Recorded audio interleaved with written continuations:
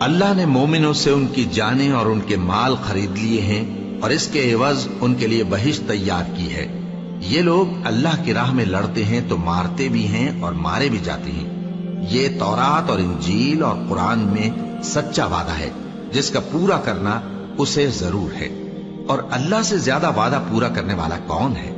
تو جو سودا تم نے اس سے کیا ہے اس سے خوش رہو، اور یہی بڑی کامیابی ہے۔ توبہ کرنے والے، عبادت کرنے والے، حمد کرنے والے، روزہ رکھنے والے، رکوع کرنے والے، سجدہ کرنے والے، نیک کاموں کا امر کرنے والے اور بری باتوں سے منع کرنے والے، اللہ کی حدوں کی حفاظت کرنے والے، یہی مومن لوگ ہیں۔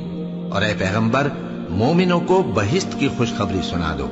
پیغمبر اور مسلمانوں کو شایع نہیں کہ جب ان پر ظاہر ہو گیا کہ مشرک اہل دوزخ ہیں تو ان کے لیے بخشش مانگیں، گو وہ ان کے قرابت دار ہی ہوں۔ اور ابراہیم کا اپنے باپ کے لیے بخشش مانگنا تو ایک وعدے کے سبب تھا جو وہ اس سے کر چکے تھے، لیکن جب ان کو معلوم ہو گیا کہ وہ اللہ کا دشمن ہے تو اس سے بیزار ہو گئے۔ کچھ شک نہیں کہ ابراہیم بڑے نرم دل اور متحمل تھے۔